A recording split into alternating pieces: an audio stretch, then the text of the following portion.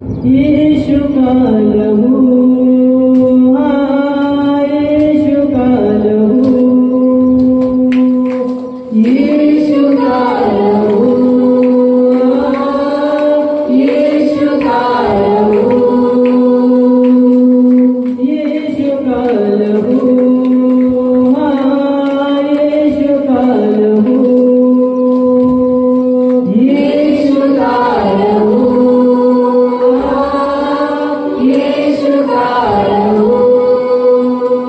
सारे पापों को क्षमा करता है, सारे रोगों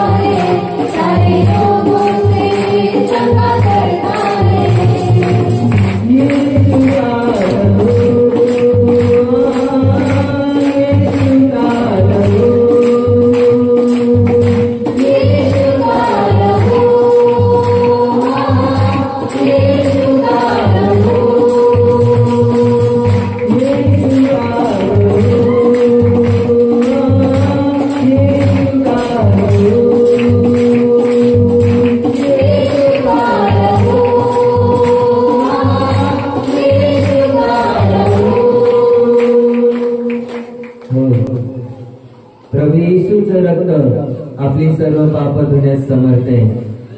जे रक्त आणि जे शरीर प्रभू येशूने तुमच्या माझ्यासाठी अर्पण केले, त्याने तुमच्या माझ्या पापांची किंमत मोजलेली आहे आणि आपल्याला क्षमा करून आपला उद्धार केलेला आहे.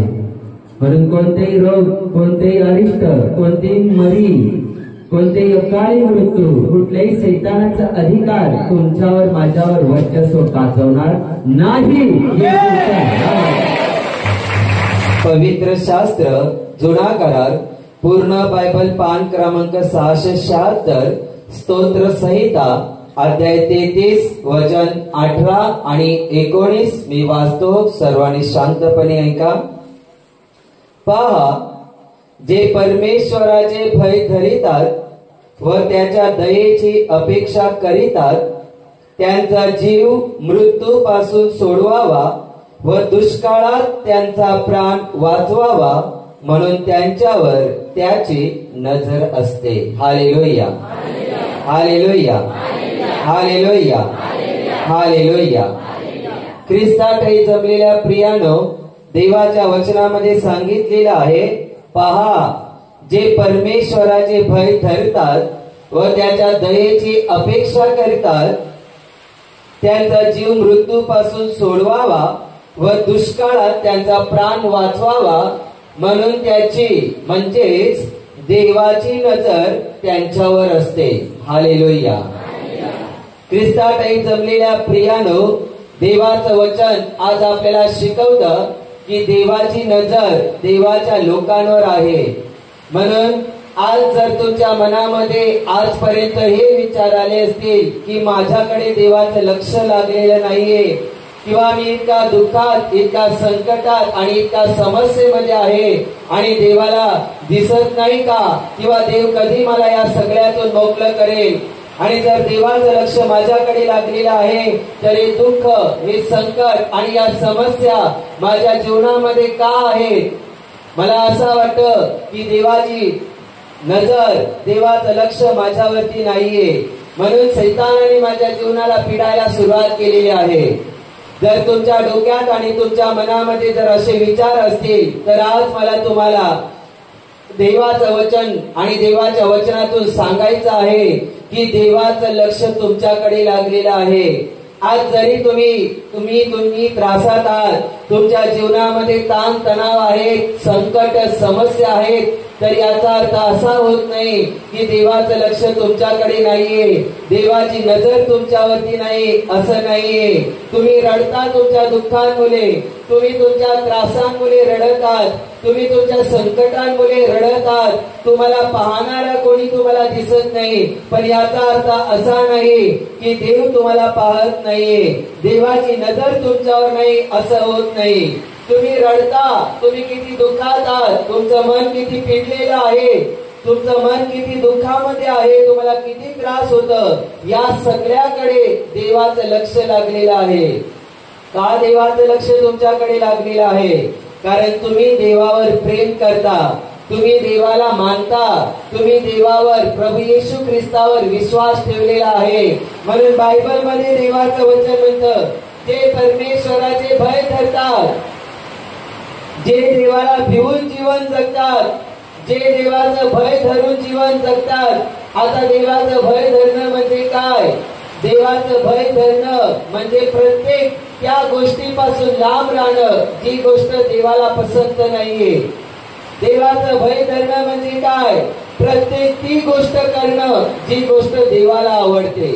म्हणून देवाचं वचनानुसार आम्हाला देवाचं भय धरून जीवन जगायचं आहे. देवाचं भय धरून म्हणजे देव कोणी एक कडक किंवा एक असा शासन करेल, त्रास देईल, शिक्षा देईल म्हणून नव्हे. देव प्रेमाचा सागर आहे, देव दयेने भरलेला आहे. देवाचं भय धरणं म्हणजे देवाच्या आज्ञांचं पालन करणं.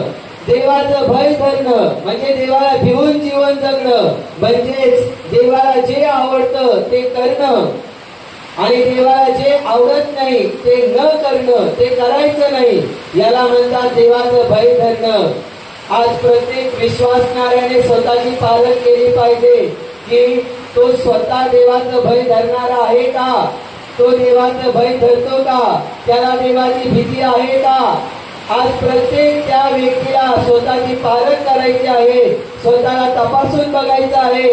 जो माणूस देवावर विश्वास ठेवतो, जर तुम्ही जे देवाला आवडतं ते जर करता नेहमी, तर तुम्हाला देवाचं भय आहे.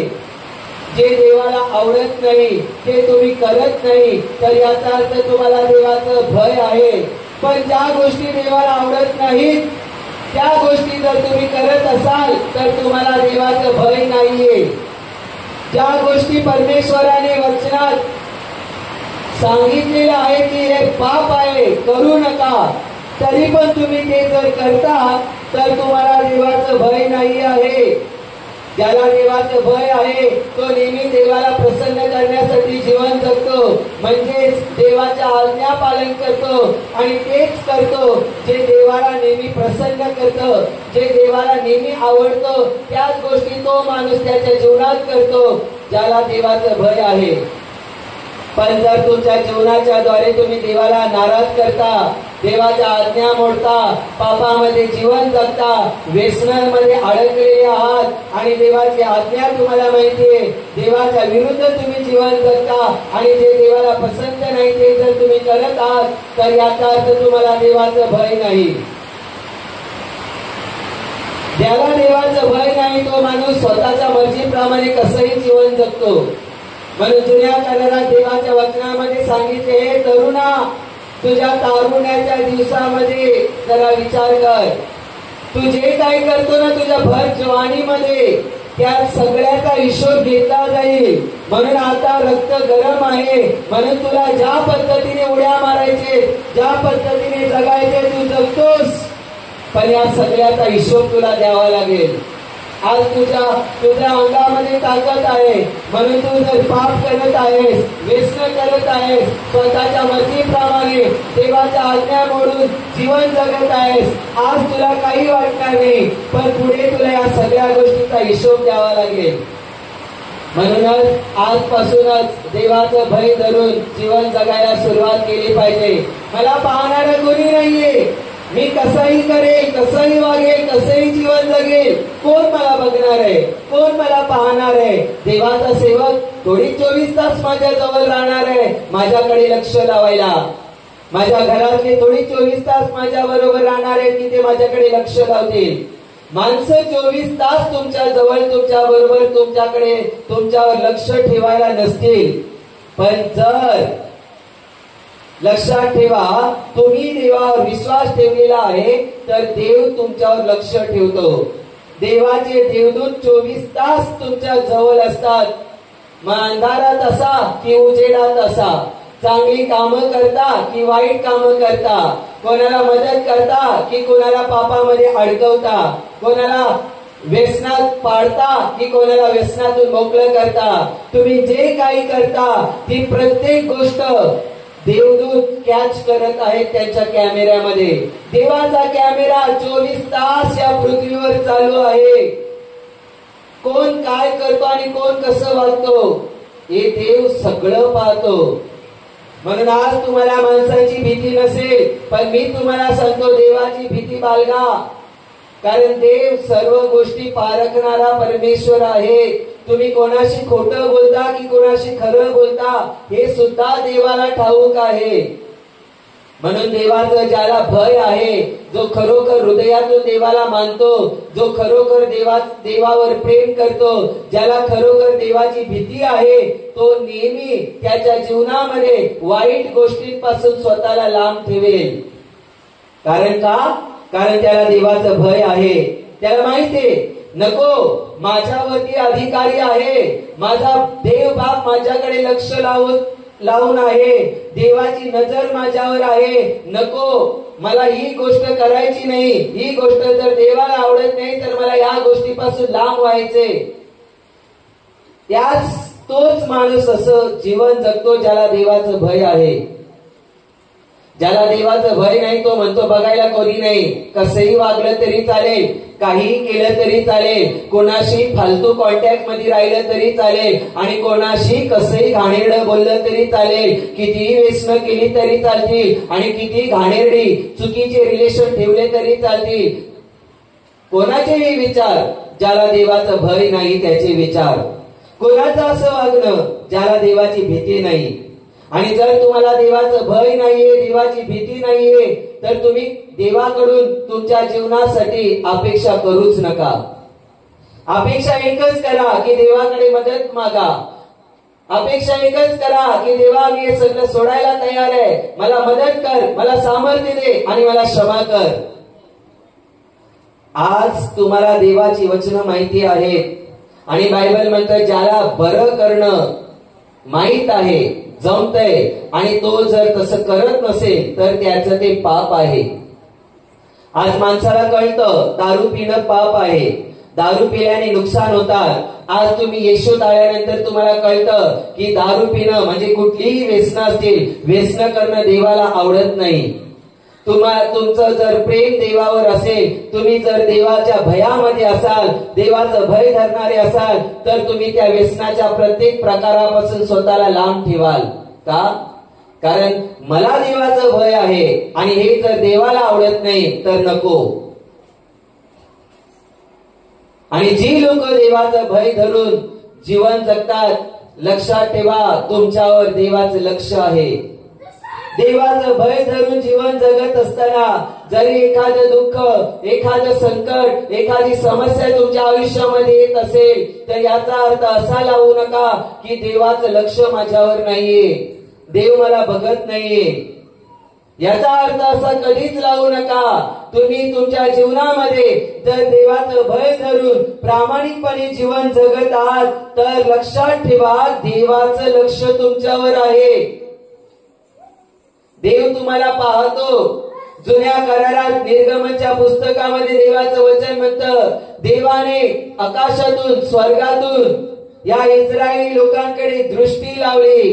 त्याने त्यांची विपत्ती पाहिली, त्याने त्यांचा आक्रोश, त्यांची हाक ऐकली, त्याने त्यांचे दुःख पाहिले आणि त्यांना मुक्त करायला तो आला. त्याने मोशेला उभं केलं आणि मोशेच्या द्वारे देवाने इस्रायली लोकांना त्या मिस्र देशाच्या गुलामगिरीतून आझाद केलं.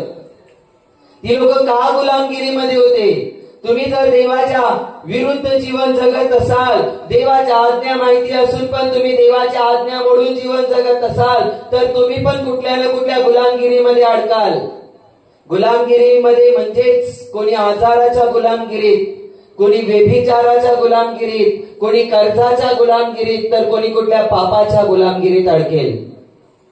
का? कारण तुम्ही देवाच्या आज्ञा म्हणून चालायला लागलात, म्हणून तुम्ही या सगळ्या गोष्टींचे गुलाम कधी बनून गेलात ते कळलं पण नाही.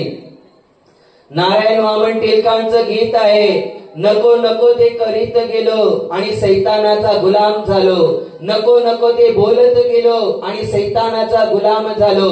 नको नको ते पाहत गेलो, नको नको ते ऐकत गेलो, नको नको ते करीत गेलो आणि सैतानाचा गुलाम झालो. जेव्हा त्रास व्हायला लागले, विपत्ती यायला लागले, सगळ्या गोष्टी उलट्या फिरायला लागल्या, तेव्हा समजलं की तुम्ही अशा पद्धतीने जीवन जगून जगून सैतानाचे गुलाम झालात. कशा पद्धतीचं जीवन? देवाचं भय न धरून जीवन जगलात. म्हणून तुम्ही तुमच्या जीवनामध्ये या सगळ्या चुकीच्या गोष्टीचे गुलाम झालात आणि आज अनेक लोकांची इच्छा असून पण त्यांना त्यांच्या वाईट गोष्टीतून मुक्त होऊन जीवन जगता येत नाही, कुठल्या पापातून मुक्त होऊन जीवन जगता येत नाही, एखाद्या घाणेरड्या सवयीतून मुक्त होऊन जीवन जगता येत नाही, एखाद्या रोगातून बरं होऊन जीवन जगता येत नाही. लोकांची इच्छा आहे की हे नकोय, या सगळ्याचा त्यांना त्रास होतोय, कंटाळा येतोय. आता त्यांना या सगळ्या गोष्टी भोगायला आलेल्या आहेत आणि आज त्यांना त्या गोष्टी नकोयत. पण त्या चुकीच्या गोष्टींनी लोकांना एवढं आता जखडून ठेवलंय की माणसाची इच्छा असताना पण माणसाला त्याच्यातून मुक्त होता येत नाही. पण याचा अर्थ तुम्ही मुक्त होणार नाहीत, सुटणार नाहीत असं नाही. प्रभू येशू जवळ जर पश्चातापी हृदयाने आलात आणि त्याचं जर भय धरून जीवन जगायला लागलात त्याच्या वचनात, तर तो मुक्तीदाता तुम्हाला या सगळ्यातून मुक्त करेल, क्षमा करेल आणि आशीर्वादित करेल. सामर्थ्य देवाचं आहे आणि देवाच्या सामर्थ्याच्या द्वारे तुम्ही आझाद व्हाल, तुम्ही मुक्त व्हाल आणि तुम्ही तुमचं जीवन आशीर्वादाने भरलेलं जीवन जगाल. आज तुम्ही देवाच्या वचनात ऐकला, पहा, जे परमेश्वराचं भय धरतात व त्याच्या दयेची अपेक्षा करतात, अपेक्षा देवाकडून करा. कारण जेव्हा तो दया करतो, जेव्हा तो कृपा करतो, तेव्हा माणसावर कृपा होते, तेव्हा माणसावर दया होते. कारण बायबलमध्ये देवाचं वचन म्हणतं, ज्या कोणावर मला दया करावीशी वाटेल त्याच्यावर दया होईल आणि ज्या कोणावर कृपा करावीशी वाटेल त्याच्यावर कृपा होईल. दया करणं, कृपा करणं परमेश्वराच्या हातात आहे. पण तुम्ही देवाच्या चरणाशी बसून वाट बघता का, की देवा मला गरज आहे, माझ्यावर दया कर. देवा मी दुःखात आहे, माझ्यावर दया कर. बायबलमध्ये नवीन करारामध्ये अनेक उदाहरणं आहेत. त्यातलं एक उदाहरण आंधळ्या भरतीमयचं तुम्हाला मी देतो.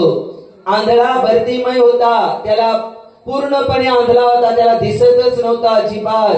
आणि वर्षानुवर्ष तो रस्त्यावर बसून भीक मागायचा. एक दिवस असा आला की तो ज्या रस्त्यावर नेहमीप्रमाणे भीक मागायला बसायचा, त्या वाटेवरून प्रभू येशू आणि त्याचे अनुयायी चालले होते आणि त्याच्यावर लोकांचा जमाव सुद्धा होता. त्यावेळेला त्या आंधळ्या माणसाने ऐकलं आणि त्याने विचारल्यानंतर त्याला सांगितलं की नासोरी येशू ख्रिस्त इथून चाललेला आहे. त्याने त्या येशू बद्दल ऐकलं होतं आणि त्याच्या मनात इच्छा निर्माण झाली की मला या अंधत्वातून मुक्त करणारा हाच आहे, मला दृष्टी देणारा हाच आहे. म्हणून त्याने ओरडायला सुरुवात केली की दाविदाच्या पुत्रा माझ्यावर दया करा, नासुरी येशू ख्रिस्ता माझ्यावर दया करा. तो दयेची याचना करायला लागला, तो देवाजवळ दयेची भीक मागायला लागला की देवा माझ्यावर दया कर, दाविदाच्या पुत्रा माझ्यावर दया कर, नासुरी येशू ख्रिस्ता माझ्यावर दया कर. त्याला त्याच्या जीवनामध्ये देवाची दया पाहिजे होती. तुम्ही बोलाल देवाची दया कशाला मागत होता? त्याने देवाजवळ मागायला पाहिजे होती की देवा माझा हा आंधळेपणा काढून टाक, मला दृष्टी दे, मला पुन्हा दिसायला लागू दे. देवाची दया झाली की सगळ्या प्रश्नांची उत्तरे येतात. देवाची दया झाली की अनेक रोग माणसाच्या शरीरातून निघून जातात. फक्त देवाची दया, देवाची कृपा आपल्याला पुरेशी आहे. ज्या वेळेला तुमच्या जीवनामध्ये अनेक संकट, अनेक समस्या आणि अनेक प्रश्न असतात, मग तुम्ही प्रत्येक वेळेला सगळ्याच संकट, सगळ्याच समस्या देवाजवळ बोलत बसत नाहीत. पण जेव्हा तुम्ही बोलता देवा माझ्यावर दया कर आणि जेव्हा देवाची दया होते तेव्हा तुमच्या जीवनातले किती संकट असत, दुःख असत, ते निघून जातात. म्हणून या आंधळ्या भरतीमयने देवाकडे याचना केली की दाविदाच्या पुत्रा नासुरी येशू ख्रिस्ता माझ्यावर दया कर, नासुरी येशू ख्रिस्ता माझ्यावर दया कर. आणि देवाची दया त्याच्यावर झाली. त्याला देवाकडे घेऊन आले आणि देवाने विचारलं मी तुझ्यासाठी काय करू? तो म्हणतो मला पुन्हा दृष्टी हवी आहे. आणि प्रभूने त्याला आशीर्वाद दिला आणि बायबल म्हणतं त्याचं अंधत्व निघून गेलं, तो डोळस झाला, त्याला दिसायला लागलं. कसं दिसायला लागलं? देवाने दया केली. ज्या गोष्टीसाठी आपण पात्र नव्हतो, ज्या आशीर्वादांसाठी आपण लायक नव्हतो, त्या गोष्टी आज आपल्या जीवनात देवाने दिलेल्या आहेत, केलेल्या आहेत. याला देवाची दया म्हणतात.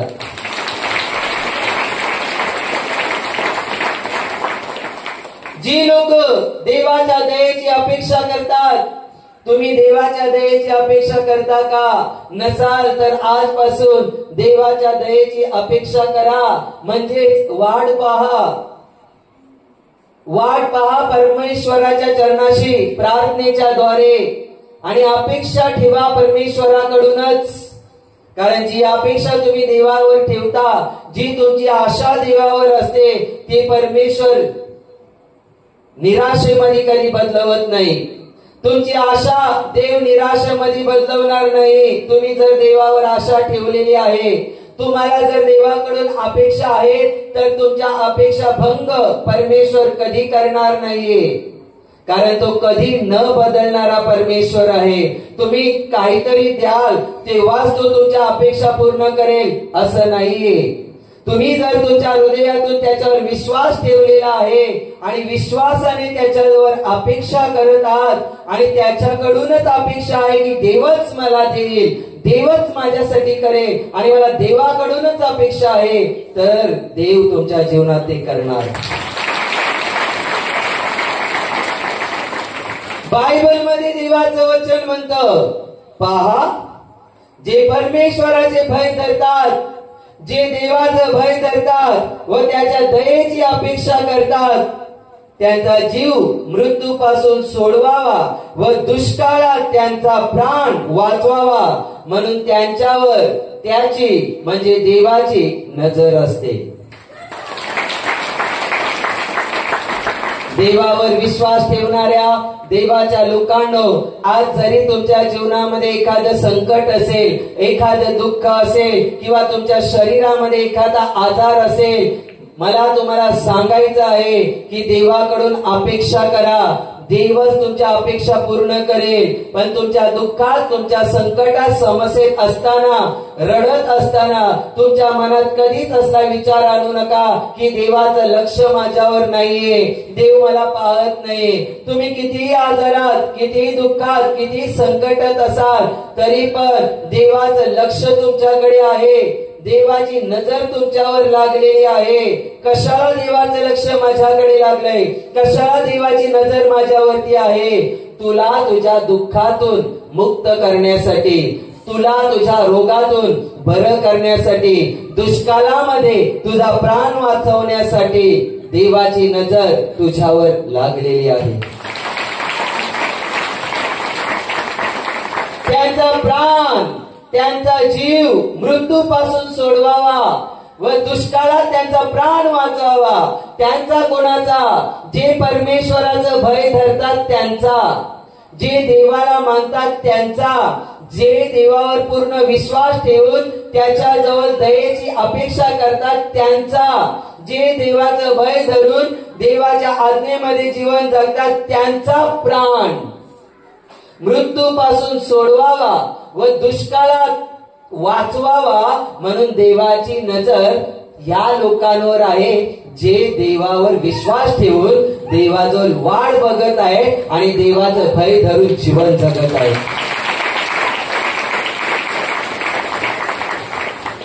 बायबल मध्ये आम्ही पाहतो, ज्या वेळेला दानियल देवाचा सेवक आणि त्याला काही कारणाने शिक्षा देण्यात आली, म्हणजे दानिएलाने चूक केली होती असं नाही, कारण दानिएल देवाच्या आत्म्याने, ज्ञानाने, बुद्धीने संपन्न असा व्यक्ती होता. दानिएल देवाचं भय धरून देवामध्ये जीवन जगायचा प्रामाणिकपणे, त्यामुळे देव त्याच्या बरोबर होता. म्हणून तो दानिएल त्याच्या कामात आणि त्याच्या जीवनात सफल आशीर्वादित जीवन जगला. तो जे काम घ्यायचं ते देव आशीर्वादित करायचा, त्याला देव ज्ञान द्यायचा, बुद्धी द्यायचा आणि दिवसेंदिवस तो प्रगती पथावर होता. म्हणजे त्याची प्रगती दिवसेंदिवस होत होती. आणि जे काही लोक होते, जे काही अधिकारी होते, त्यांना ते बघवलं नाही, म्हणून त्यांनी प्लॅन केला या दाविदाला अडकवण्याचा, याला शिक्षा देण्याचा प्लॅन केला. त्यांनी प्लॅन केला, पण त्यांना अशी कुठलीच गोष्ट सापडत नव्हती की त्या गोष्टीमध्ये या दानिएलाला आपण फसवू शकतो, अडवू शकतो, अडकवू शकतो. ना रिश्वतखोरी, ना गद्दारी, कुठल्याच गोष्टीमध्ये त्या लोकांना कुठेच चान्स मिळले नाही की दानिएलाला ते अडकवतील. म्हणून त्यांनी प्लॅन केला की या दानिएलाला त्याच्या देवाच्या बाबतीतच आपण अडकवू, कारण हा दानिएल सगळ्या गोष्टींपासून लांब राहू शकेल पण देवापासून लांब राहू शकणार नाही. तो प्रार्थना करणं चुकवणार नाही हे त्यांना माहित होतं. म्हणून त्यांनी राजाच्या परवानगीने फरमान काढला, पारसेमेदी यांच्या द्वारे सही शिक्क्याने फरमान काढला.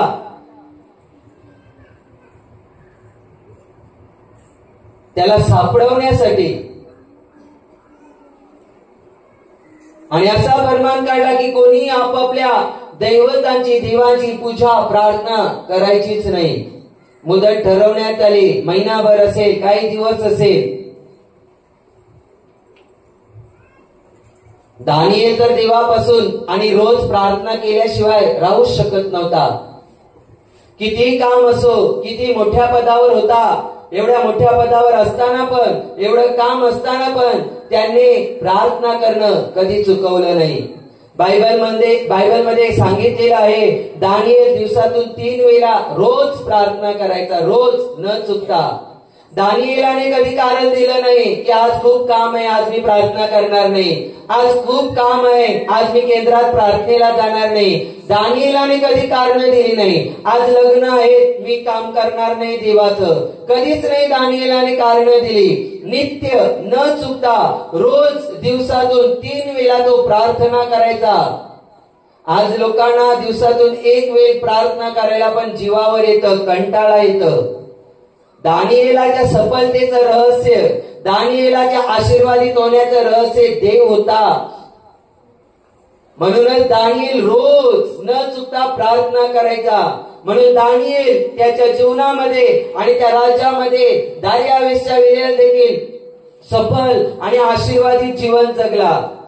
आज लोकांना सफलतेचं जीवन पाहिजे, आशीर्वादाने भरलेलं जीवन पाहिजे, पण जो सफल करणार आहे, जो आशीर्वादित करणार आहे, लोकांना तो देव नकोय. लोकांना प्रार्थना नकोय की नको प्रार्थना, कोणाला वेळ आहे प्रार्थना करायला, मला काम खूप पडलेलं आहे. पण देवाकडून आशीर्वाद मात्र पाहिजे, देवाकडून कामाधंद्यात सफलता पाहिजे, लोकांना आजारमुक्ती पाहिजे. पण आम्हाला माहित आहे, आज कळतं येशूत आल्यापासून की प्रार्थनेच्या द्वारेच आमच्यासाठी हे आशीर्वादांचे दरवाजे उघडले जातात. लोकांना तेच नकोय, प्रार्थना नकोय. देवाचं भय धरणाऱ्या लोकांना सवय असते की त्यांच्या जीवनामध्ये नेहमी परमेश्वराला प्रथम स्थान देतात, देवाला पहिलं स्थान देतात ती लोक त्यांच्या जीवनामध्ये. मग किती काम असो की किती कार्यक्रम असो किंवा काय असो की किती पाहुणे होत, पहिला देव, पहिली प्रार्थना. म्हणूनच जी लोक असं जीवन जगतात ना, त्यांच्या कुटुंबावर, त्यांच्या मुलाबाळांवर देवाची दया नेहमी असते.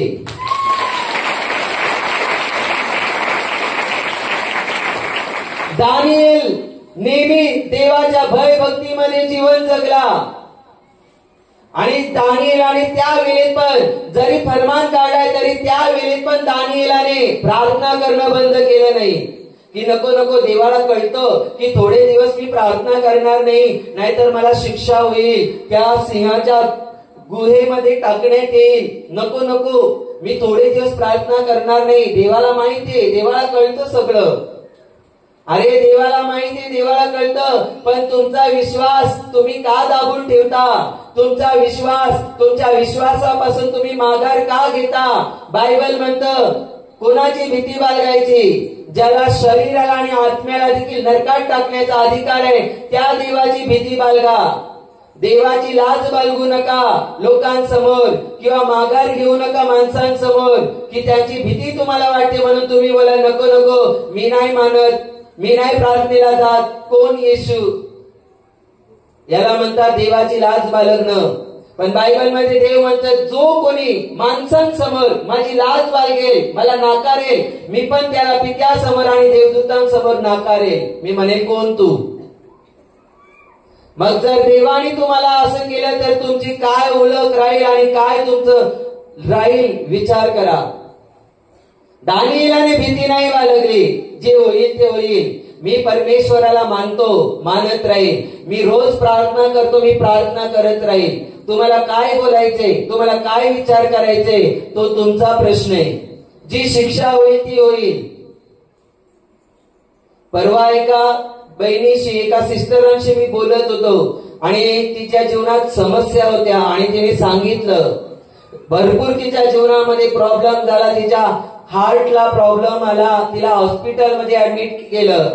ती म्हणते हॉस्पिटलमध्ये नेल्यानंतर मला कळत होतं की आता मी काय राहणार नाही, म्हणून ती म्हणते तिने हॉस्पिटलमध्येच गुडघे टेकले आणि देवाकडे प्रार्थना करायला सुरुवात केली की देवा, माझ्या मुली आहेत माझ्या मागे, कसं होईल, माझ्यावर दया कर. ती म्हणते ती एक दवाखान्याची सिस्टर आली, नर्स आली आणि म्हणते तिला वाटलं की हिला चक्कर आली की काय, ती तिच्या जवळ आली तिला उठवायला. त्यावेळेला ती बहीण म्हणते मी तिला सांगितलं मला चक्कर नाही आली, मी प्रे करते, मी प्रार्थना करते देवाजवळ. आणि तिची प्रार्थना देवाने ऐकली. म्हणून तिला ते हृदयाच्या प्रॉब्लेम मुळे वाटत होतं की आता ती मरणार, संपणार, काय होतं की काय. पण ती म्हणते तिने देवाजवळ प्रार्थना केली आणि देवाने तिला सुरक्षित ठेवलं. लाज बाळगली नाही की नको मला लाज वाटते, ही लोक काय बोलतील, ही लोक काय विचार करतील. लाज बाळगली नाही. आजपर्यंत आपण कितीतरी साक्ष ऐकल्या केंद्रामध्ये की लोकांनी हॉस्पिटलमध्ये सुद्धा गुडघे टेकून प्रार्थना केल्या, हॉस्पिटलमध्ये सुद्धा देवाच्या नावाचा धावा केला. अनेक ठिकाणी लोकांनी न लाजता गुडघे टेकले. कोणी म्हणतो शेतात, कोणी म्हणतो रस्त्यात, कोणी म्हणतो गाडीतच प्रार्थना करायला सुरुवात केली आणि देवाने तिथे त्यांना आरोग्य दिलं. देवाची लाज बाळगली की विषय संपल्यात जमा होईल. पण आम्हाला लाज बाळगायची नसते, आम्हाला कबुली करायची असते की आम्ही देवाला मानतो आणि मानत राहू. या दानिएलाने माघार घेतली नाही. राजाने फरमान काढलाय, काय होईल, शिक्षा होईल, काय होईल, या मोठ्या जॉब वरती आहे त्या जॉब वरून काढून टाकेल, काय होईल, संपून टाकेल, जे होईल ते होईल. पण जो माझं रोजचं काम आहे देवाजवळ प्रार्थनेच्या द्वारे बसण्याचं, बोलण्याचं, देवाशी त्याची महिमा आराधना करण्याचं, त्याचं ऐकण्याचं, ते मी नित्य करेन. त्याने माघार घेतली नाही आणि त्याने प्रार्थना केली. आणि ज्यांनी डाव रचला होता त्या अधिकाऱ्यांना माहित होतं की हा प्रार्थना करायचा बंद होणार नाही, येतेच हा चुकीमध्ये सापडेल. माणसांच्या नजरेत ही चूक होती, पण देवाच्या नजरेत ही चूक नव्हती. हा शहाणपणा होता जो दानिएलाने केला. आज तुम्ही लोकांसमोर लाजता का देवाबद्दल सांगायला? लोक म्हणतात कोणी तुम्हाला बरं केलं, कुठे गेलता, तुम्ही लाजता का देवाबद्दल सांगायला? लाज बाळगू नका. आज तुमच्याकडे एखादं चांगल्या कामाची सुरुवात तुम्ही करणार आहात आणि तुम्हाला माहिती आहे की प्रार्थनेच्या द्वारे चांगल्या कामाची सुरुवात चांगलीच होते. तर तुम्ही तुमच्या घरी पाहुणे येतील, तुमच्या दारात माणसं येतील म्हणून तुम्ही प्रार्थना करायला लाज बाळगता का, लाजता का? तर तुम्ही चूक करता. लाज बाळगू नका. तुमचा विश्वास जाहीर करायचा असतो तुमच्या कृत्याच्या द्वारे. जिथे गरज आहे तिथे तुम्हाला तुमचा विश्वास दाखवायचा असतो, माघार घ्यायची नसते. इथे दानिएलाने माघार घेतली नाही, त्याने त्याचा विश्वास जाहीर केला. तो प्रार्थना करतच राहिला आणि ते विरोध करणारे अधिकारी तिथे आले आणि म्हणतात सापडला. आणि त्यांनी लगेच राजाजवळ जाऊन काचकूच केली. ए राजा, तुम्ही फरमान काढला होता की अशी आज्ञा मोडणाऱ्याला काय शिक्षा आहे तुला माहिती ना? राजाचा नाईलाज झाला, कारण दानिएल राजाचा आवडता होता. दानिएलाकडे खूप ज्ञान होती, बुद्धी होती. आणि या दानिएलाला अशी शिक्षा, राजाला दुःख झालं. म्हणून राजा पण आता फरमान काढला होता, मुद्रा शिक्का उठवला होता, आता काही करू शकत नाही. म्हणून बरेच दिवसांपासूनचे भुकेलेले सिंह होते. भुकेलेले सिंह किती होते माहिती नाही, पण एकापेक्षा जास्त सिंह तिथे होते. आणि त्या गुहेमध्ये या दानिएलाला टाकलं आणि वरतून पॅक केलं, बंद केलं. या लोकांना वाटलं की आता दानिएल संपला. राजाला रात्री झोप लागली नाही, कारण या राजाचं प्रेम या दानिएलावरती होतं, आवडता होता दानिएल. म्हणून सकाळी लवकरच हा राजा दानिएलाला ज्या सिंहाच्या गुहेमध्ये टाकलं होतं, बंद केलं होतं, तिथे गेला आणि राजाने बाहेरूनच दुःखाने भरलेला आवाज दिला, हे दानिएला, ज्या देवाची तू सेवा करतो त्या देवाने तुझं रक्षण केलं का? त्या देवाने तुला वाचवलंय का?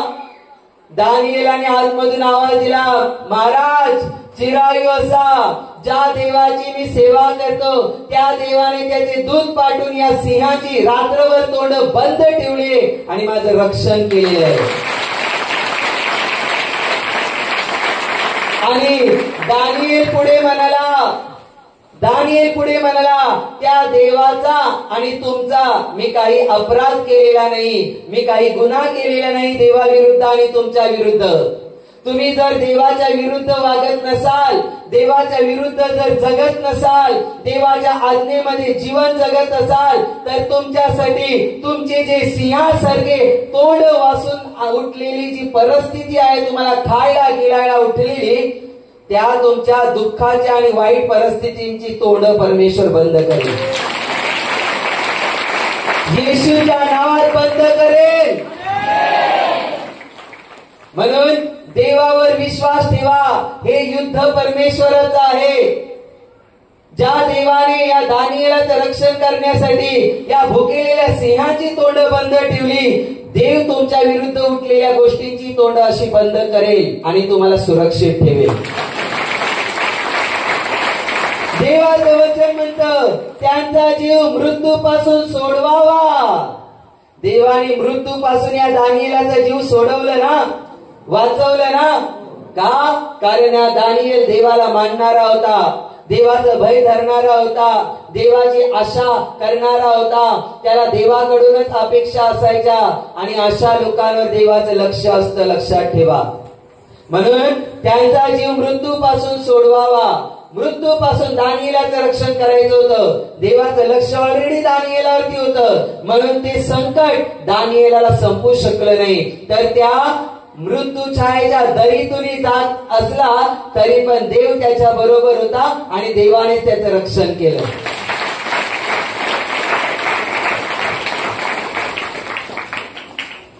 दुष्काळ पडला आणि या दुष्काळामध्ये देवाने त्याच्या सेवकाची गरज पूर्ण केली. एलिया जो देवाचा सेवक संदेष्टा होता. दुष्काळात आता करायचं काय, खायचं काय, आता काम धंदे पण राहिले नाही, सगळीकडे परिस्थिती बिघडलेली आहे. माणसाच्या मनात डोक्यात हे का होत जात नाही, जर देवाची कृपा होईल तर तुम्हाला काम धंदे मिळतात आणि कामा धंद्यावर आशीर्वाद येतात आणि त्याची फळं तुम्ही खातात. पण जर देवाची कृपा नसेल तर तुम्हाला त्याच्यावर आशीर्वाद येत नाही आणि तुम्हाला त्या तुमच्या मेहनतीचं फळ खायला मिळत नाही. कधी कधी अशा परिस्थिती निर्माण होतात की लोकांजवळ असून पण त्यांना खायला मिळत नाही. इथे हा देवाचा सेवक दुष्काळ आला आणि आता काय करायचं. देवाने त्याला किद्रोन ओहळाजवळ थांबायला सांगितलं होतं. तो नित्य त्या ओहळातलं पाणी प्यायचा आणि रोज परमेश्वर, रोज देव सकाळ संध्याकाळ कावळ्याच्या द्वारे त्या देवाच्या सेवकाला भाकर आणि मांसाचा तुकडा पाठवून द्यायचा. रोज तो खाऊन पिऊन तृप्त व्हायचा. किती देव लक्ष लावतो त्याच्या लोकांवर. त्याच्यानंतर त्या देवाच्या सेवकाला देवाने सारपत येथे पाठवलं, कारण तिथे एक विधवा स्त्री होती. देवाचं लक्ष तिच्याकडे पण होतं. तिची अशी परिस्थिती होती की ती विधवा होती आणि तिला एक मुलगा होता. आता तिच्याकडे काही खायला प्यायला अन्न राहिलं नव्हतं. त्या सारपतीने देवाने त्या विधवा स्त्रीकडे त्या देवाच्या सेवकाला पाठवलं आणि देवाने त्याला सांगितले, जा सारपत येते, तिथे विधवा स्त्रीला मी तुझं पालन पोषण करायला, म्हणजे तुझी सेवा करायला आज्ञा करतो, जा ती करेल. आणि तिकडे गेल्यानंतर त्याला भलतंच आढळलं की एक बाई बाहेर सुक्या काटक्या गोळा करत होती आणि हा देवाचा सेवक तिला म्हणतो, मला प्यायला पाणी देते, घेऊन ये जरा प्यायला पाणी. ती त्याला पाणी प्यायला म्हणजे आणायला गेली पाणी. ती जात असताना तो तिला म्हणाला, एक काम कर, येता वेळी मला एक भाकर पण घेऊन ये. बिचारी आता करणार काय, दुष्काळ आहे, खायला काहीच नाही. तिच्या डोक्यात एक की मटक्यामध्ये थोडं पीठ आणि कुपीमध्ये थोडस तेल आहे, सगळं उलट पालट करून एखादी भाकर बनवू. ती म्हणते, मी आणि माझा पोरगा आम्ही खाऊ आणि मग मरून जाऊ. का मरून जाऊ? कारण आमच्याकडे याच्या पलीकडे काही नाहीये आणि दुष्काळ एवढा आहे की टंचाई झालेली आहे, कोणाजवळ आहे विपुल असंही नाही. तो देवाचा सेवक म्हणतो, आधी मी सांगतो ते कर, मग तुला काय करायचं ते कर. बायबल मध्ये सांगितलंय, तिने देवाच्या सेवकाचं ऐकलं आणि तिने भाकर बनवून आणली, पाणी आणलं आणि देवाच्या सेवकाला खायला दिलं. तिला कसं वाटलं असेल, एकुलता एक जीवाचा तुकडा तिचा पोरगा उपाशी आहे आणि हा एक मोठा माणूस मोठा म्हणजे वयाने, हा मोठा माणूस आलेला आहे, लहान मुलाची माझ्या मुलाची भाकर त्याला देते, कसं वाटलं असेल. पण बायबल म्हणतं द्या म्हणजे तुम्हाला दिलं जाईल. आणि संतोषाने देणारा देवाला प्रिय असतो. स्वखुशीने आनंदाने मनापासून देणारा देवाला आवडतो. या बाईने स्वखुशीने स्वतःच्या इच्छेने ती भाकर मुलाला न देता देवाच्या सेवकाच्या शब्दाप्रमाणे तिने त्याला नेऊन दिली आणि त्याने जो आशीर्वाद दिला. तुम्हाला माहिती काय झालं? बायबल म्हणतं दुष्काळ संपेपर्यंत कधीच तिच्या डब्यातलं पीठ आणि तेलाची कुपी रिकामी झाली नाही, संपलं नाही. बरं झालं दिलं, जीव घालून ठेवला असतं तर मिळालं पण नसतं. त्या दुष्काळात मरून गेली असती ती आणि तिचा मुलगा. पण बघा ना, मन तिने कसं मोकळं केलं. तिला पण गरज होती आणि देवाच्या सेवकाला पण गरज होती. पण पहिली आज्ञा आणि पहिलं काम देवाच्या शब्दानुसार करणं तिने स्वीकारलं, पसंत केलं. तिने पहिलं तेच केलं जे देवाच्या सेवकाच्या द्वारे शब्द आले. आज कितीतरी लोकांना काय माहितीये, त्यांना देवाच्या सेवकांचे शब्द नाही आवडत. त्यांना त्यांच्या फक्त कानाची खाल जिरवणाऱ्या लोकांचे शब्द आवडतात. आणि त्यांना असे सेवक आवडतात, असे पास्टर आवडतात जे त्यांच्या कानाची खाल जिरवतात, त्यांच्या मनाप्रमाणे बोलतात, शिकवतात. आज लोकांना असे आवडतात. पण असं नकोय तुमच्या जीवनामध्ये. जरी अनेक गोष्टी देवाचा सेवक तुम्हाला देवाच्या पवित्र आत्म्याच्या द्वारे सांगतो आणि तुम्हाला ते कठीण वाटत असतील, तुमच्या मनाप्रमाणे नसतील, पण देवाच्या आत्म्याच्या द्वारे वचनानुसार आलेले आहेत, तर त्या मान्य करा, त्या स्वीकार करा. अनेक वेळेला तुम्ही बोलाल मग माझं मन मारावं लागेल, त्यांचं मन मारावं लागेल. चालेल, त्या बाईने तिचं आणि तिच्या मुलाचं मन मारलं, पण देवाच्या सेवकाकडून आलेला शब्द तिने पुरा केला. आणि बायबल काय सांगतं माहितीये, देव कोणाचा ऋणी राहत नाही. देवाने एवढं दिलं की ती मोजमाप पण करू शकली नसती. तिने किती दिलं आणि देवाने किती दिलं. बायबल म्हणतं का दुष्काळ संपेपर्यंत तिच्या डब्यातलं पीठ आणि कुपीतलं तेल कधीच संपलं नाही. एवढा आशीर्वाद दिला. बायबल जर नीट वाचलं ना, सुरुवातीपासून ज्या लोकांनी देवाच्या सेवकांचं संदेश, त्यांचे शब्द ऐकले, जे देवापासून निवडलेले सेवक आहेत त्यांचे शब्द ऐकले आणि स्वतःचं मन मारून पण देवाच्या सेवकांच्या शब्दाप्रमाणे, संदेश त्यांच्या शब्दाप्रमाणे ज्यांनी केलं त्याने देवाची मोठी कामं पाहिली त्यांच्या जीवनात. आज कितीतरी प्रार्थना करणाऱ्या लोकांना आणि कितीतरी सेवा करणाऱ्या लोकांना काय पाहिजे? आशीर्वाद, चमत्कार पाहिजे. पण देवाचे सेवक सांगतात ते नकोय त्यांना. जर तुमचं असं असेल तर आशीर्वाद तुमच्यासाठी नाहीये. आशीर्वाद त्यांच्यासाठी आहेत जे देवाचं भय धरून त्याला प्रसन्न करण्यामध्ये जीवन जगतात त्याच्या वचनानुसार.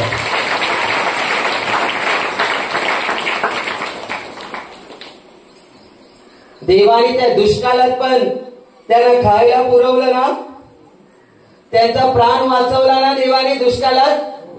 नाही तर उपाशी राहून मरून गेले असते. किती दिवस माणूस उपाशी राहील? 2 दिवस, 3 दिवस, 4 दिवस, 15 दिवस. नंतर आतमधून शरीराला मिळणाऱ्या गोष्टी, ताकद किंवा चरबी संपली ना, वितळली ना, की माणसाच्या शरीराला ताकद नाहीये. दिवसेंदिवस माणसाची ताकद कमी होते आणि तो गळून पडतो, संपायच्या मार्गाला लागतो. पण देवाने ते काम केलं आणि दुष्काळात पण देवाने त्यांचा प्राण वाचवला.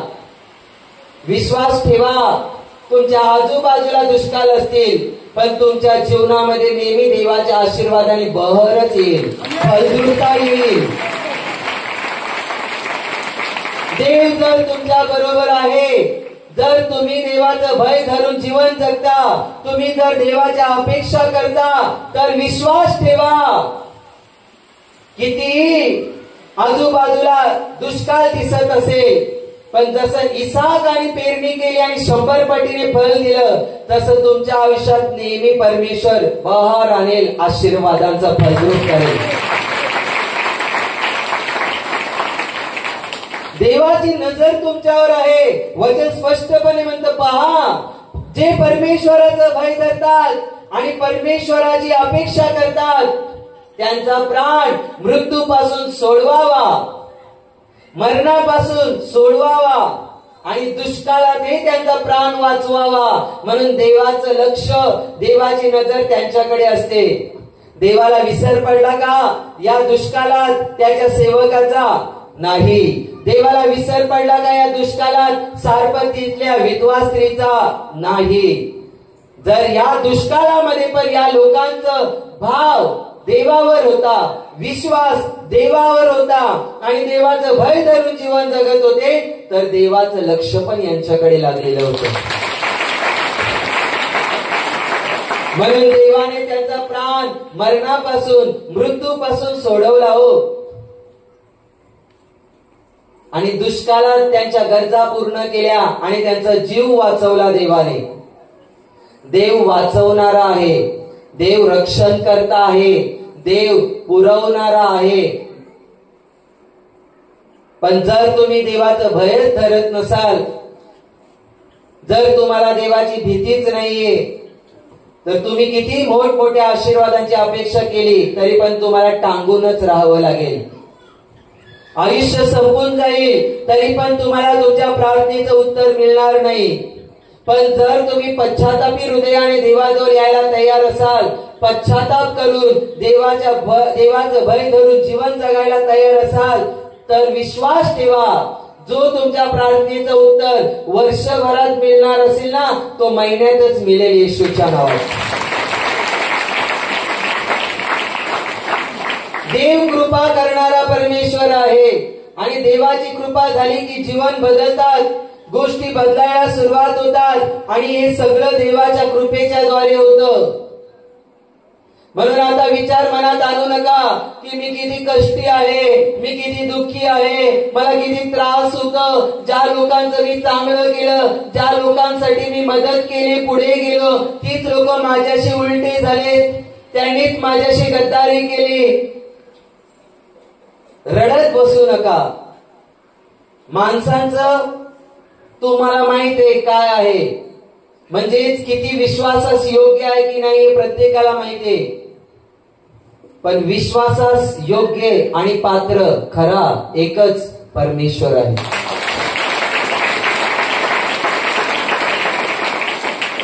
म्हणून माणसांवर भरोसा ठेवण्यापेक्षा परमेश्वराला शरण जाणं हे बरं आहे. देव दया करायला तयार आहे, देव तुमच्यावर कृपा करायला तयार आहे. तुम्हाला देवाचं भय आहे का? जर देवाचं भय तुम्हाला आहे, देवाचं भय धरून तुम्ही जर जीवन जगता, प्रार्थनामय जीवन जगता, देवाच्या वचनात जीवन जगता, तर देव मृत्यूपासून तुमचा प्राण सोडवेल आणि दुष्काळातही तुमचा प्राण वाचवेल येशूच्या नावामध्ये. ज्या देवाने दानिएलाचं रक्षण केलं, त्यात जर तुम्ही दानिएलाच्या पुस्तकामध्ये वाचलं ना, नबुखदनेसर राजा होता आणि त्यावेळेला त्या राजाने एक सुवर्ण मूर्ती बनवली, सोन्याची मूर्ती बनवली आणि असा फरमान काढला, अशी आज्ञा काढली की या मूर्तीची प्रतिष्ठापना आहे ना, त्यावेळेला सगळ्या राज्यातल्या लोकांनी अमुक जागेवर यायचं आणि ज्या वेळेला तिथे पुंगी, सारंगी, विणा, डब हे सगळं वाजवलं जाईल ना, त्यावेळेला सगळ्यांनी नमन करायचं आणि जो नमन करणार नाही त्या लोकांना आगीच्या भट्टीमध्ये टाकण्यात येईल. आणि तो दिवस आला आणि सगळी लोक एकत्रित केली त्या राज्याची आणि तिथे जो भट होता त्या भटाने सांगितलं होतं की सगळे लोक ज्या वेळेला डब, पुंग्या, विणा, बासरी हे सगळं वाजवलं जाईल तेव्हा सगळ्यांनी नमायचं आहे. तसं झालं पण तिथे शद्रक, मेशक, अबेदनगो हे देवाला मानणारी लोक होती. तेवढ्या हजारो लाखो लोकांमध्ये जितकी लोक होते तितक्या लोकांमध्ये हे तिघे जण उभे होते, बाकी सगळे झुकले होते. तिथे त्यांना चीड आली, राग आला. त्यांना राजाकडे आणण्यात आलं. राजा म्हणतो, तुम्हाला माहिती नाही का? तुम्हाला आज्ञा माहिती नव्हती का?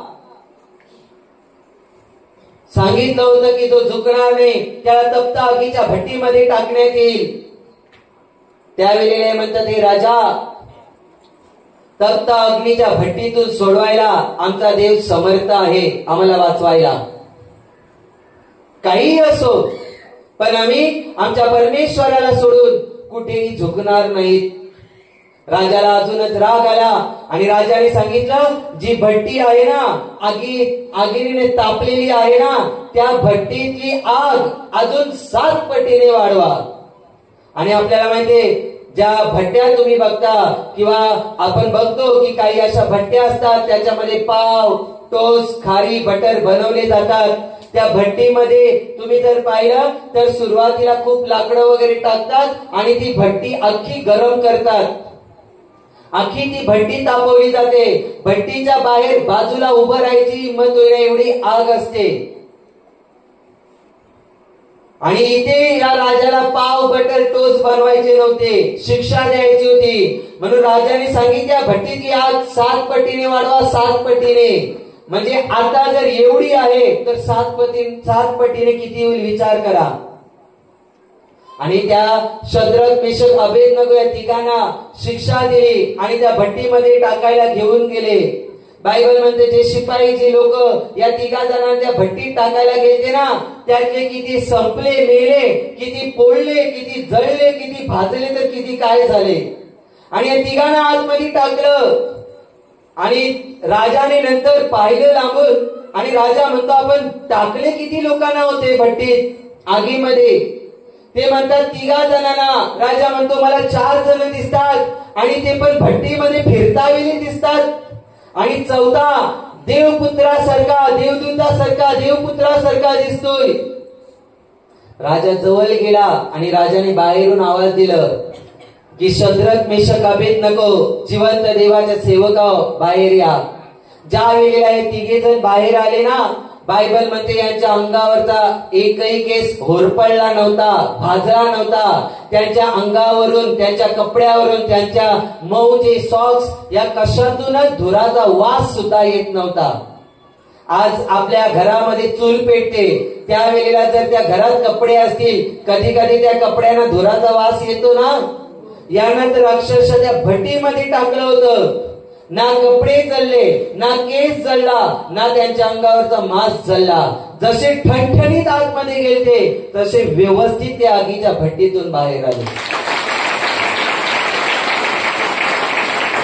राजाने पाहिलं 3 जण नाही, 4 जण आहेत. आणि राजाने शेवटी मान्य केलं की खरोखर यांचा देव जिवंत आहे आणि त्यांना वाचवायला तो समर्थ आहे.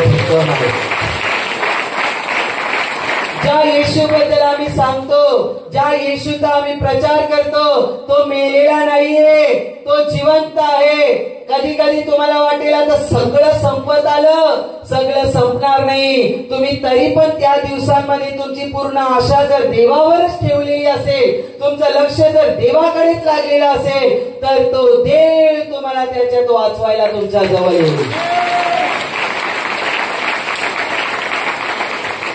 ज्या देवाबद्दल आम्ही सांगतो तो जिवंत आहे, सामर्थ्यशाली आहे, तो पवित्र आहे, त्याला अवघड, अशक्य असं काहीच नाही, त्याला सर्व काही शक्य आहे. ज्या देवाने दानिएलला सिंहाच्या गुहेतून वाचवलं, ज्या देवाने शद्रक, मेशक, अबेदनगोला आगीच्या भट्टीतून वाचवलं, तो देव तुमचा जीव वाचवायला समर्थ आहे. ज्या देवाने दुष्काळात लोक उपाशी मरत होते पण देवाला मानणारे होते, त्या देवाच्या लोकांना देखील देवाने दुष्काळामध्ये पोट भरून खायला दिलं आणि त्यांचा प्राण वाचवला. तो देव तुम्हाला वाचवायला समर्थ आहे. तुमच्या आयुष्यामध्ये, तुमच्या जीवनामध्ये तुमचं जीवन वाळवंटासारखं, रेगिस्तान सारखं तुम्हाला दिसत असेल की आता काही नाही, सगळं संपलंय, तापून करपून संपून गेले, घाबरू नका. तुमच्यासाठी आशा आहे. ख्रिस्त येशू हीच आशा आहे. फक्त हृदयातून त्याच्यावर विश्वास ठेवा. तो वाळवंटात पण तुमच्यासाठी पाण्याचे झरे आणि खजूर द्यायला समर्थ आहे.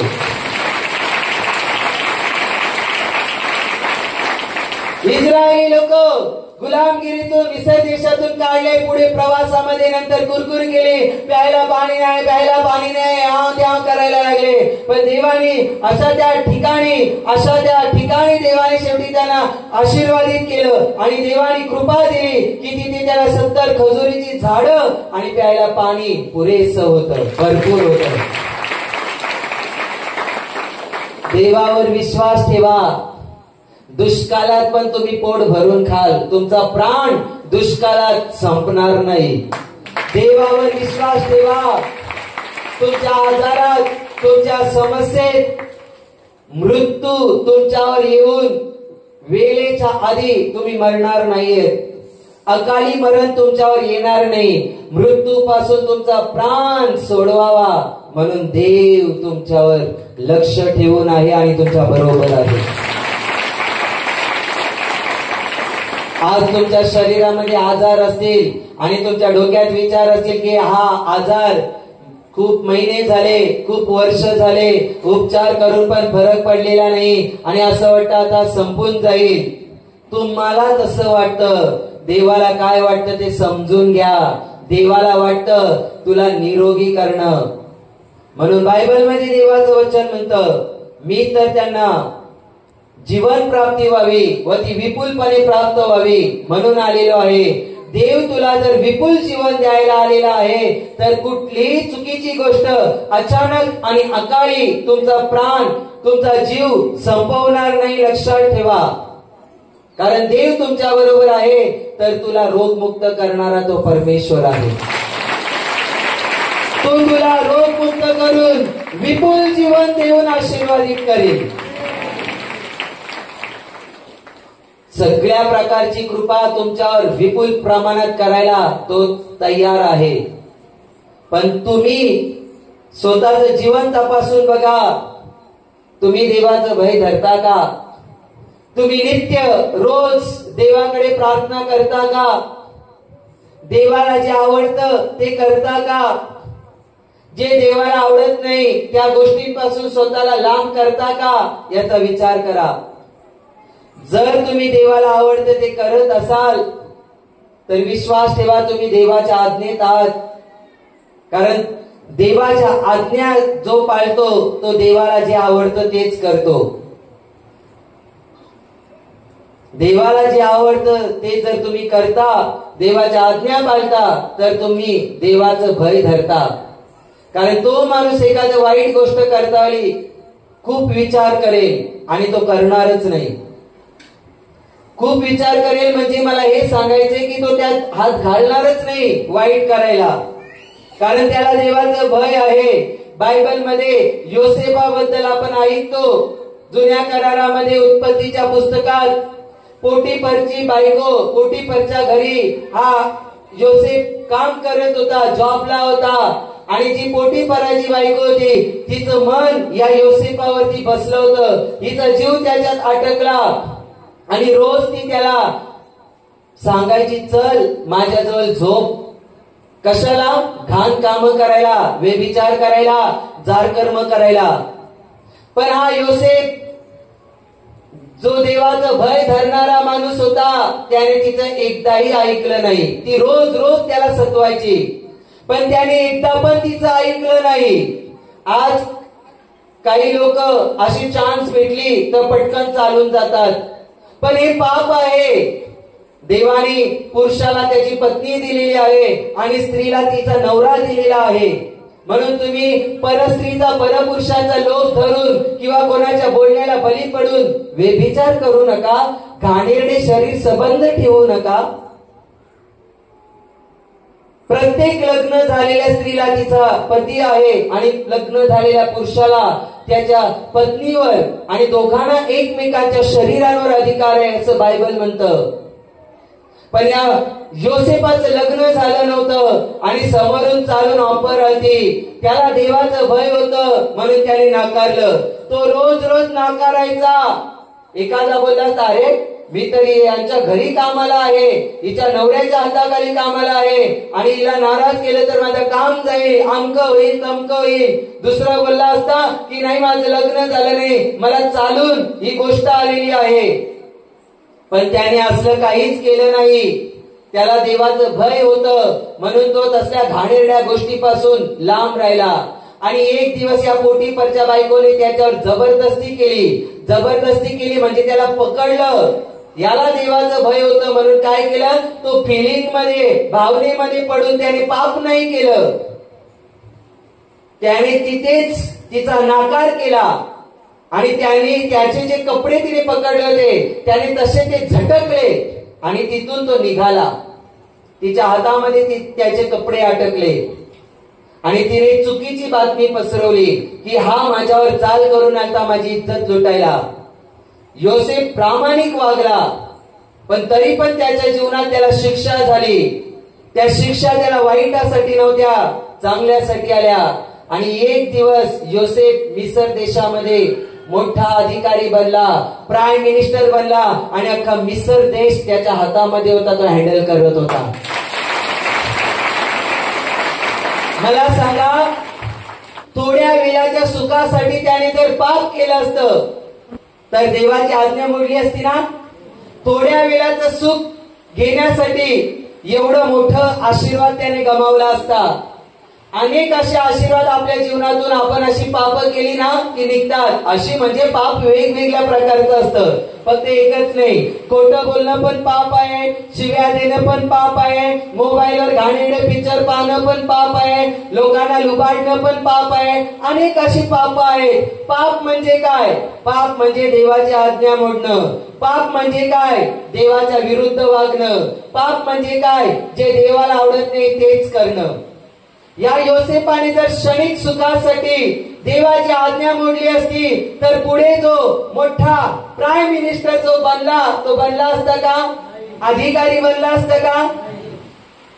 मग त्याला त्याच्या आयुष्यभर रेंगळत राहावं लागलं असते, कर चाकरी, कर गुलामी. पण बघा, वाईट दिवसांमध्ये पण तो देवाशी प्रामाणिक राहिला. थोडं सुख पाहिजे म्हणून त्याने पाप नाही केलं, गेलं खड्ड्यात, पण देवाची आज्ञा मला पहिली. म्हणून देवाने बघा त्याच्या प्रामाणिकपणाचं फळ काय दिलं. मिसर देशाचा, दुसऱ्या देशाचा तो अधिकारी बनला, प्राईम मिनिस्टर बनला. खूप आशीर्वाद दिलं देवानी. का माहिती?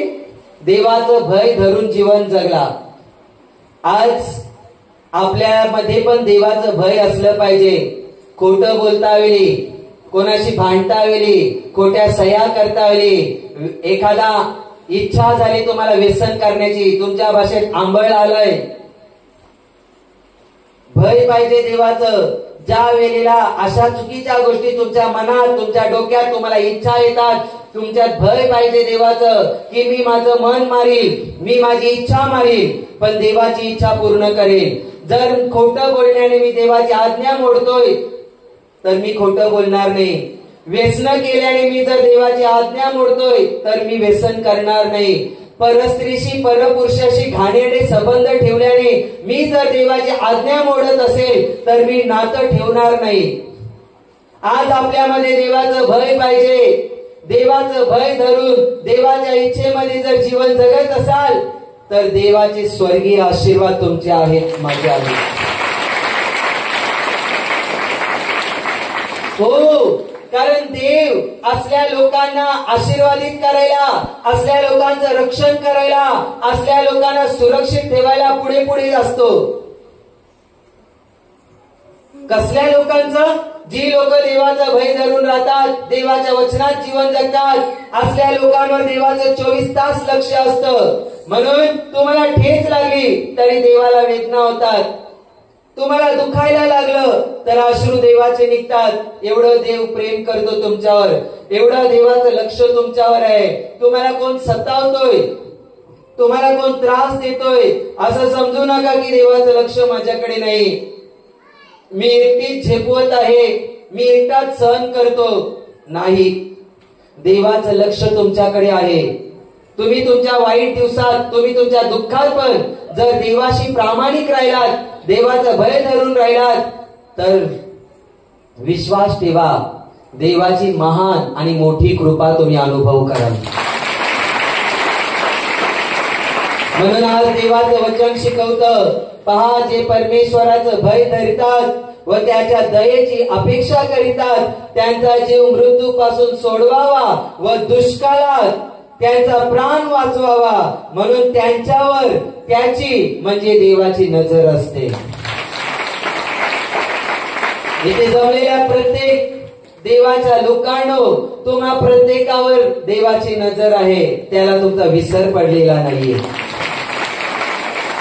तुम्ही जर देवाचं भय धरून जीवन जगत असाल तर विश्वास ठेवा, 100% तुम्ही आशीर्वादित व्हाल. आणि असे आशीर्वादित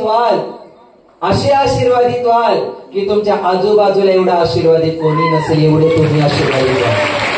हालेलुया, हालेलुया, हालेलुया, हालेलुया. महिमा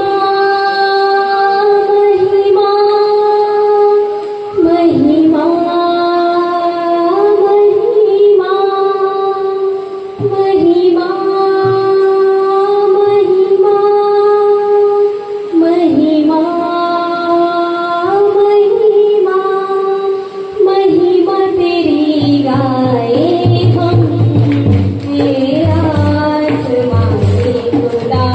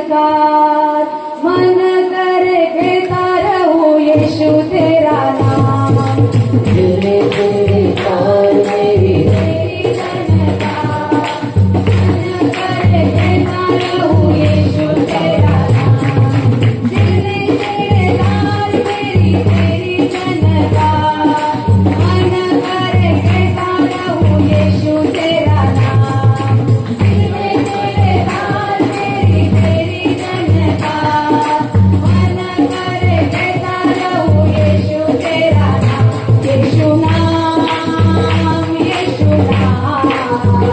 प्यारा नाम मेरा यीशु नाम प्यारा नाम मेरा यीशु नाम प्यारा नाम मीठा नाम यीशु नाम प्यारा नाम मीठा नाम यीशु नाम राजा नाम यहोवा नाम यीशु नाम राजा नाम यहोवा नाम यीशु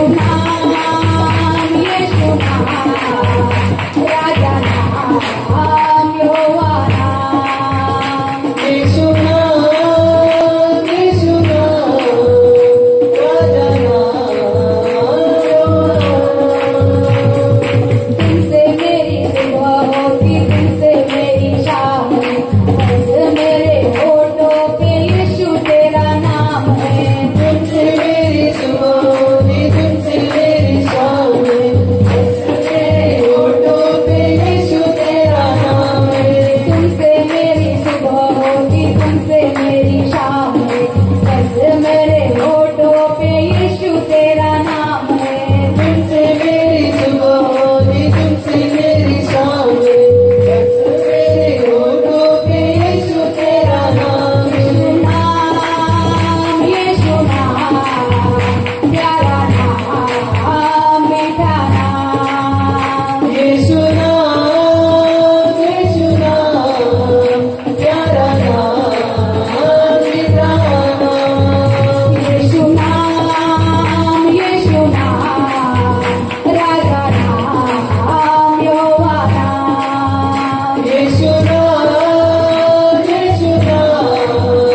राजा नाम यहोवा नाम दिल में चढ़े तार मेरी तेरी जनकात मन करे कहता रहूं यीशु तेरा नाम दिल में चढ़े तार मेरी तेरी जनकात मन करे कहता रहूं यीशु तेरा नाम दिल में चढ़े तार मेरी तेरी जनकात मन करे कहता रहूं यीशु तेरा नाम दिल में चढ़े तार मेरी तेरी जनकात मन करे कहता रहूं यीशु तेरा नाम यीशु नाम प्यारा नाम मीठा नाम यीशु नाम प्यारा नाम मीठा नाम यीशु नाम राजा नाम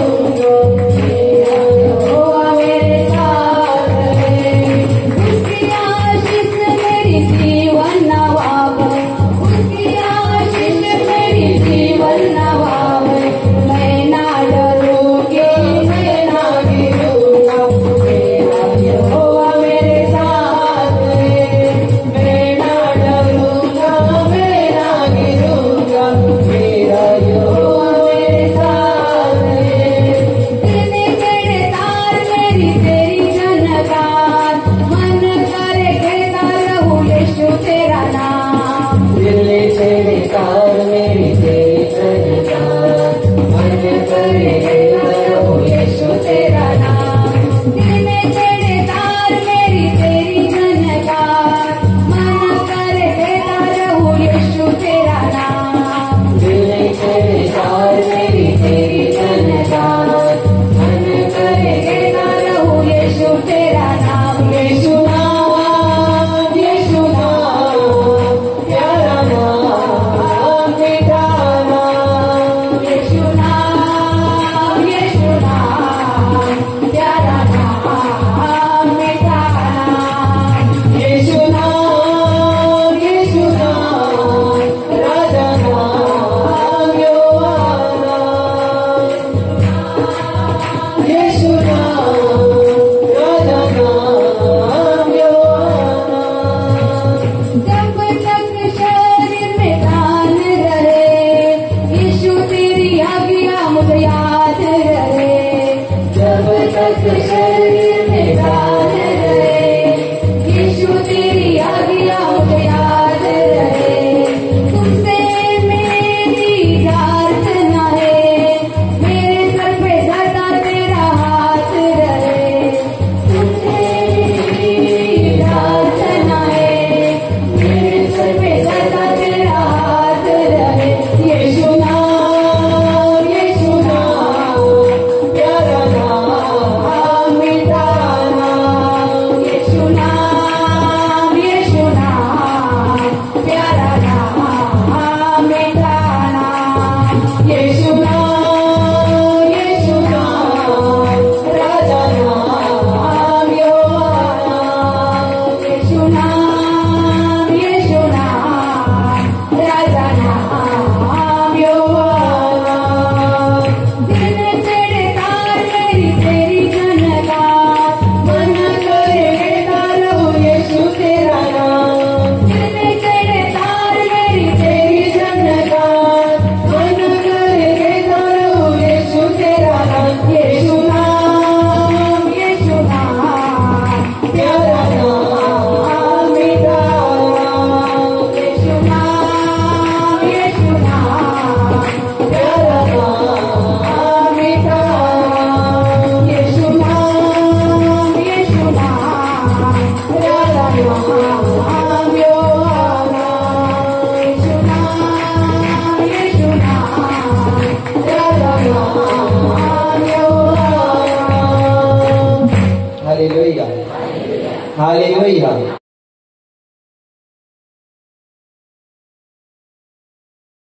या वैद्य स्वतः साक्षांत ते सांगतात बऱ्याच वर्षापासून म्हणजे 2-3 वर्षापासून त्याच्या छाती दुखायचं आणि त्या पाठी सुद्धा दुखायचं, त्यांना भरपूर त्रास व्हायचा। ते सांगतात त्याच्यासाठी त्यांनी डॉक्टर इलाज केले, दवाखान्यात गेल्यानंतर त्यांनी एक्सरे काढला आणि ते सांगतात एक्सरे काढल्यानंतर डॉक्टरांनी सांगितलं की जो तुम्हाला कोरोना झाला तो गेलाच नाही आणि त्या कोरोनामुळे तुम्हाला हा त्रास होतो। पण या बहीण सांगतात त्या विश्वासाने ते प्रार्थनेला आल्या आणि प्रार्थनेमध्ये त्याने विश्वासाने भाग घेतला। ते सांगतात गेले 1 महिने झाले ते इथं प्रार्थनेत आले आणि मनापासून प्रार्थना केली, मनापासून प्रार्थनेत भाग घेतला।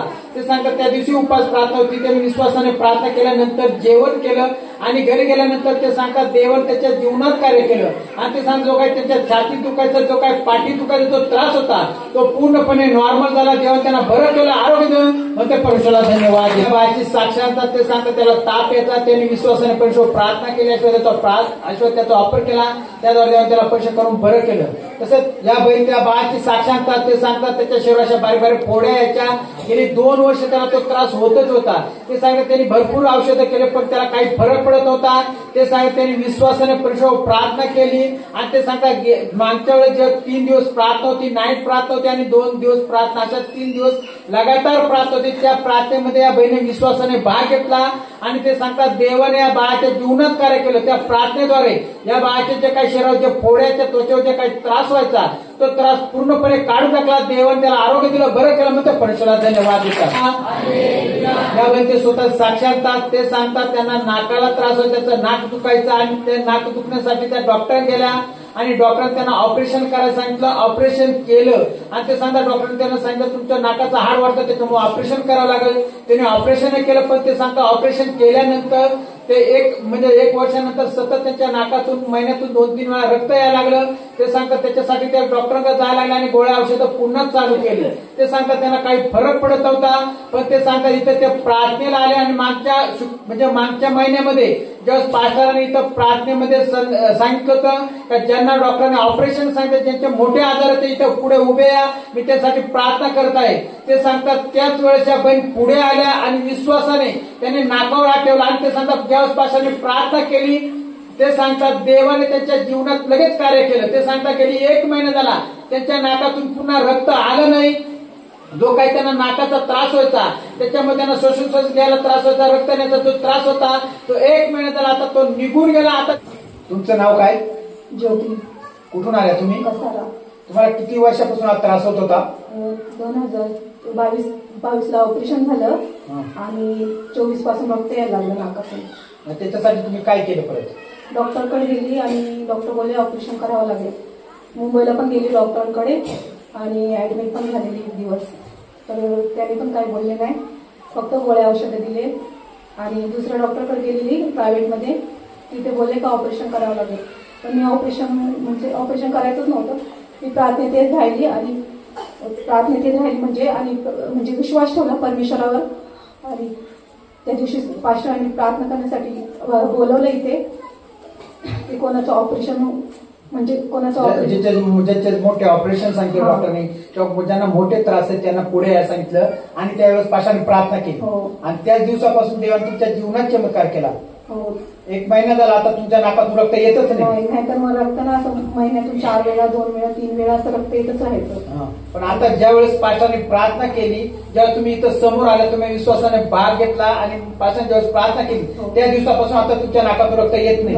आता पूर्णपणे बरं आहे. आता नाकाचा त्रास राहिला नाही. आता दुसरा काही त्रास होत नाही. देवाने त्यांना पुढे दिलं. आता काही त्रास राहिला नाही. देवाने त्यांच्या नाकाचा त्रास पूर्णपणे काढून टाकला. मग त्या परमेश्वराला धन्यवाद देतात. या बहिणीची साक्ष आहे. ते सांगतात 2 वर्षापूर्वी अचानक तिच्या पायांवरती फोड्या आल्या आणि त्या फोड्या फुटून तिथे जखम तयार झाली आणि दोन्ही पायांवरती त्या जखमा झाल्या. आणि ती सांगते गेली 2 वर्ष झाली तिच्या पायावरती त्या जखमा होत्या. त्या जखमांमधून घाण पाणी यायचा आणि घाण वास सुटला होता. 2 वर्षामध्ये अनेक ठिकाणी दवाखान्यामध्ये गेले, औषध उपचार केले, ट्रीटमेंट घेतल्या, पण त्या मुलीला फरक काही पडला नाही. ती सांगते जितका औषध किंवा उपचार करायचे तितका तिला त्रास जास्त व्हायचा. ती सांगते त्या जखमा जिथे पायाला आहे तिथे ठणकायचं आणि ती म्हणते कधी कधी रात्रभर तिला खूप त्रास व्हायचा. ती रडायची, एवढा तिला त्रास व्हायचा. 2 वर्ष दवाखाने सुद्धा केले, पण ती म्हणते 2 वर्षामध्ये एकदाही तिला फरक पडला नाही. ती बहीण आहे. ती बहीण सांगते तिला तिच्याकडे बोलवलं आणि रोज ती तिच्यासाठी देवाकडे प्रार्थना करायची. केंद्रातून नेलेल्या आशीर्वादित तेलाचा वापर तिच्यासाठी केला आणि प्रभूची दया तिच्यावर झाली आणि प्रभूने स्वप्नात येऊन दृष्टांतात दाखवलं की देवाने हिच्या पायांना आशीर्वाद दिला आणि ती पूर्णपणे बरी झाली. ती बहीण सांगते आज स्वप्न पडला आणि स्वप्नात जसा आशीर्वाद आला त्याच्यानंतर पासून असते या मुलीची जे दोन्ही पायांना जखमा होत्या ज्याच्यातून घाण पाणी यायचं आणि वास उठला होता 2 वर्षात एकदाही कधी बरी झाली नव्हती. ती म्हणते जसं स्वप्न पडला त्याच्या दुसऱ्या दिवसापासून त्या मुलीच्या दोन्ही पायाची जखम सुकायला लागली, घाण पाणी येणं बंद झालं, वास उठला होता तो देखील पूर्णपणे बंद झाला आणि आता तिच्या दोन्ही पायावरच्या जखमा ती सांगते पूर्णपणे सुकलेल्या आहेत. आणि आज ही मुलगी पहिल्यांदाच आपल्या केंद्रामध्ये साक्ष देण्यासाठी आलेली आहे. ही बहीण आपल्याकडे प्रार्थनेला येते. तिने या मुलीला येशूबद्दल सांगितलं आणि आशीर्वाद तेल केंद्रातून नेलेला तिला लावत राहिली. त्याद्वारे प्रभूने तिला स्पर्श केलं आणि स्वप्नामध्ये देवाने तिला आशीर्वाद दिला हे दाखवलं. त्या दुसऱ्या दिवसापासून त्या मुलीच्या पायाच्या जखमा सुकलेल्या आहेत.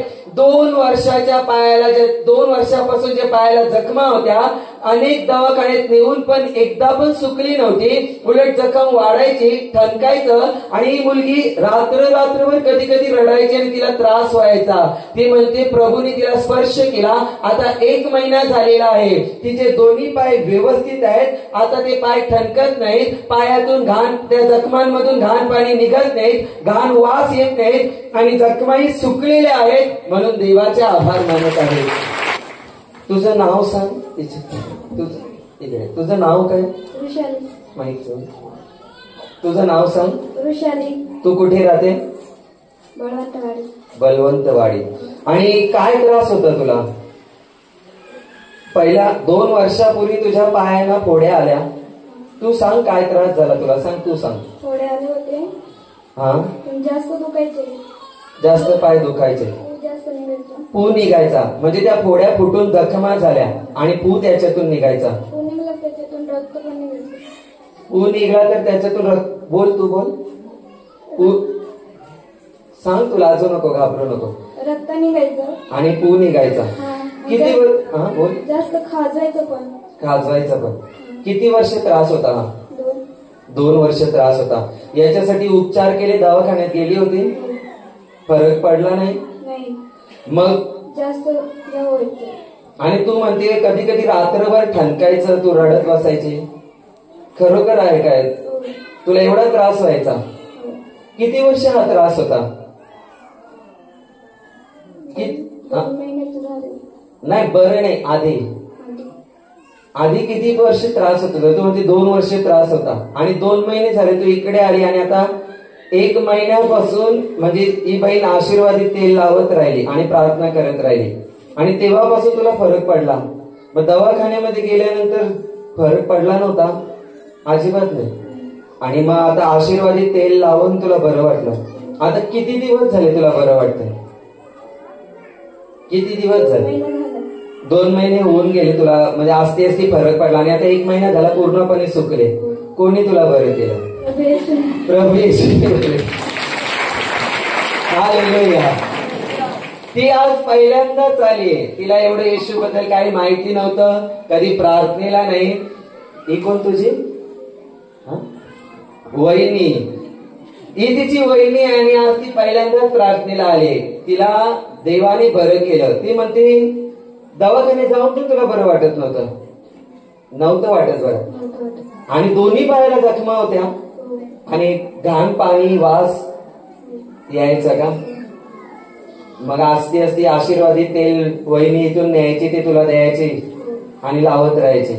मग आता बरं वाटतंय. आता तुझ्या जखमा पाय दाखव असेल. आता सुकले आहे, फक्त थोडी खपलीवरती आहे, थोडं निशाण आहे. कोणी तुला बरं केलं?